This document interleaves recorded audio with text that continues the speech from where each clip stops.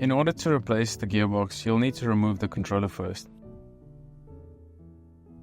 To remove the controller, we'll slide it out from the back. In order to slide it out, we have to disconnect all the electrical wires first. We'll start by the phase wire, then the motor hall sensor wire. Remove the 4 securing bolts on the side for the controller, using a 3mm X-wrench.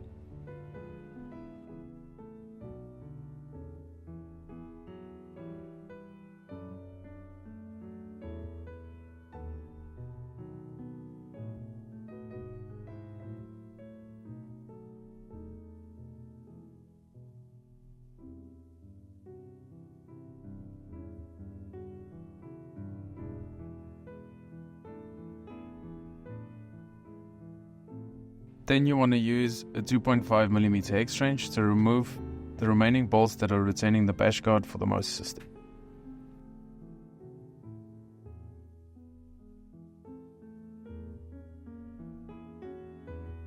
After removing these 2 screws, the bash guard will remove from the motor system from the bottom to the top.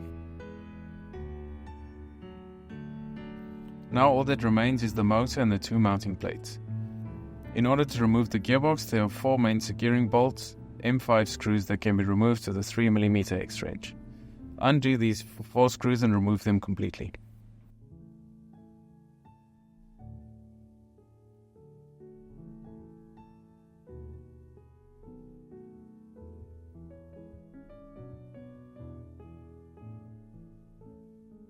Then the drive side mounting plate can be removed, which also has the motor drive chain tensioner attached to it.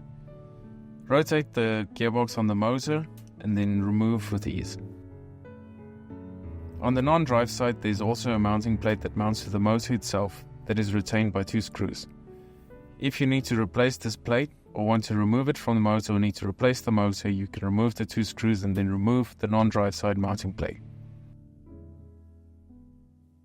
The plate is attached to the motor with 3 additional spaces. When installing a new gearbox, please take note of the screw direction for the chain cover of the motor drive chain with the wire out of the motor. The screw should not be aligned with the wire out of the motor. They should be 90 degrees from the wire out of the motor.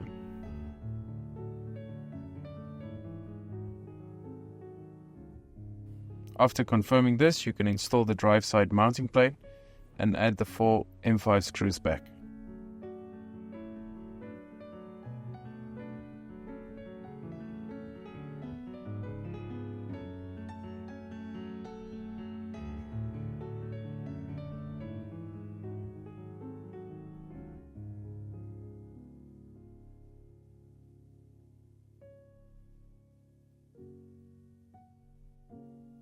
When installing the non-drive side mounting plate, please take note of the spaces that are installed in addition with it.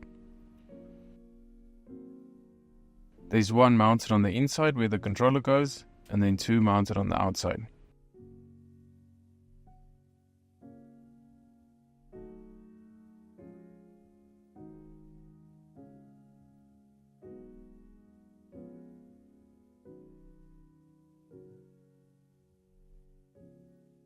Please be ensured to add Loctite to all the screws that are being removed and then replaced again.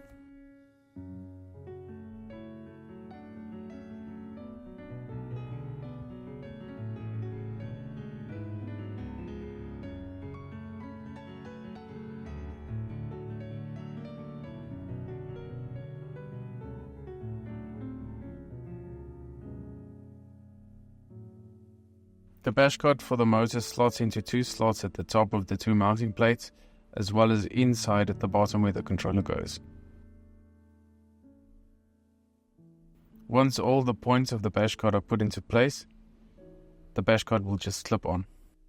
The 2 mounting screws in front and the top can be added on both sides. Do not fully tighten these screws until the controller installation is complete.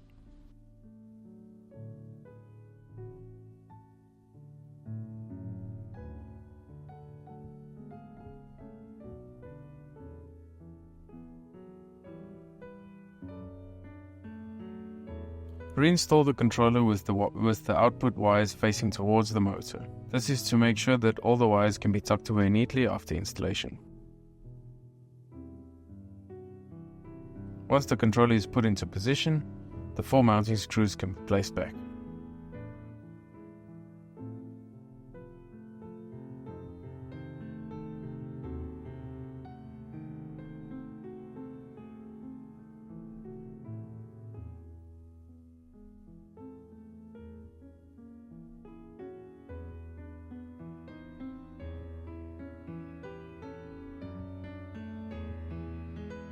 After reinstalling the controller screws, the bash card screws can be double checked to make sure they're completely tight.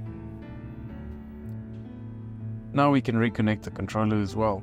Reconnecting the controller consists of the motor hall sensor wire and the 3-phase wires. So we'll just do color by color. We'll do yellow, blue, red.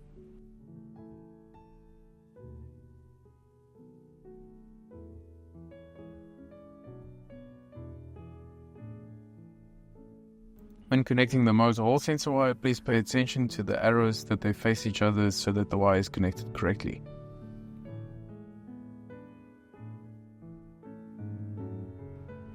Then there's 3 output wires that will go into the bike. This is the speed sensor wire, the main harness wire, and the battery connection wire. Then the remaining wire is for the torque sensor that will go out towards the right at the drive side plate.